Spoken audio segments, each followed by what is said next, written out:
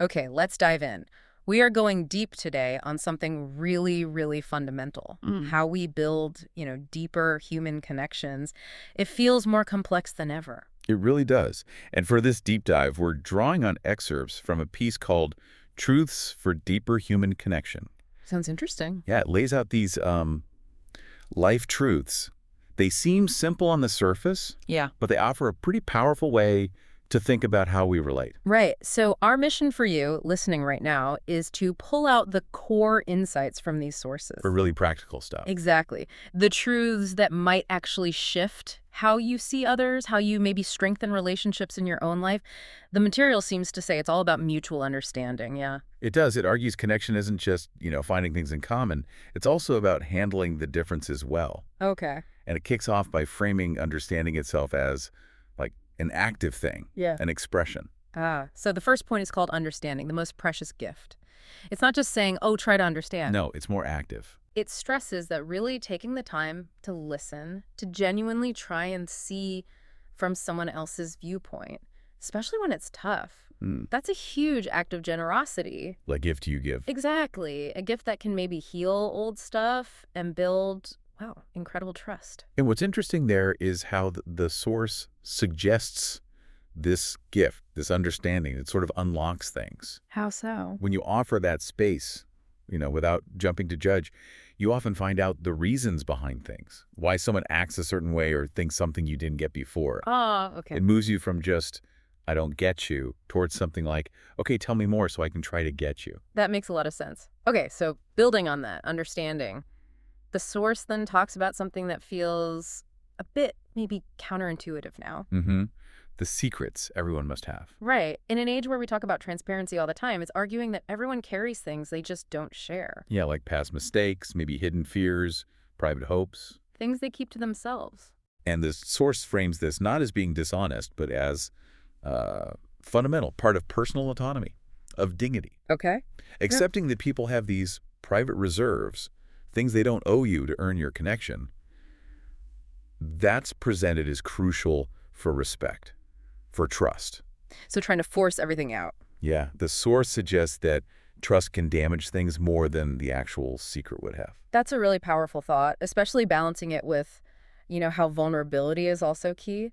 This suggests trust also means respecting boundaries. including the boundary of a secret, Oh, precisely. okay.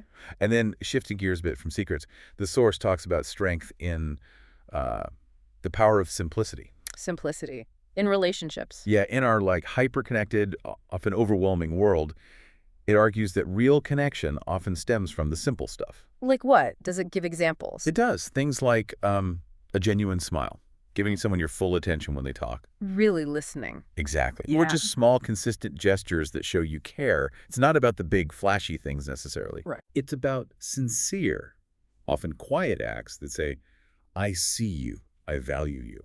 That kind of pushes back against the idea that relationships always need huge effort or excitement. Sometimes just being present is the simple thing. Hmm. Okay, so navigating complexity, simplicity. What about when things inevitably get difficult? How does the source handle that? That brings us to the next truth. Healing takes time.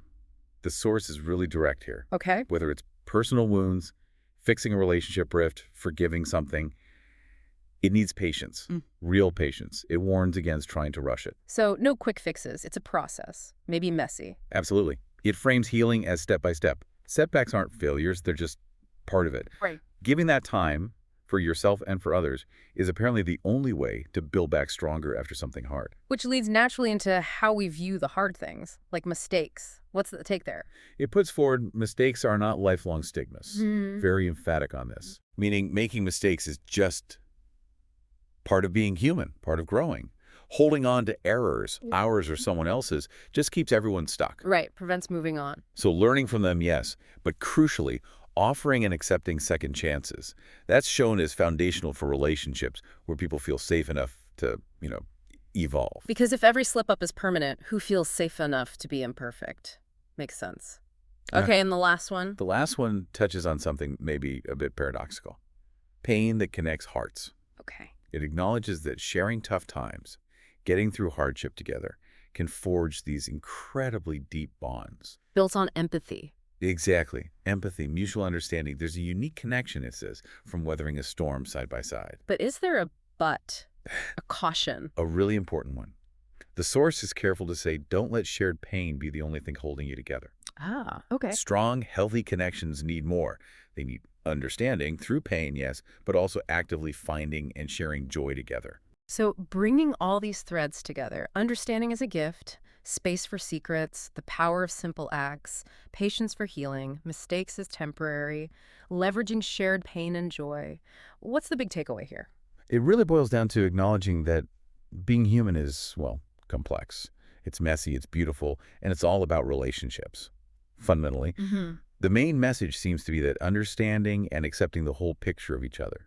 The differences, the secrets, the mistakes, the pain, but also the similarities, the simple joys, the potential for growth. That's what makes connections truly meaningful and lasting. Yeah, in a world that pushes for perfection, or at least performing perfection, choosing understanding, offering patience, respecting those private spaces, giving second chances, it almost feels radical. Doesn't it? We're all just figuring it out. Totally. And having people alongside you on that journey who really see you, the real you, and who you make the effort to see in return, that makes all the difference. It really does. Yeah. So, for you listening, maybe think about this for the week ahead. How could applying just one of these truths from the source material change a relationship you care about? Just one small thing. Yeah, maybe pausing to offer understanding instead of jumping to conclusions, Yeah. or respecting someone's privacy, or maybe just overlooking a small mistake that doesn't really matter. What specific small action could you take? What might that actually look like day to day? Something to think about.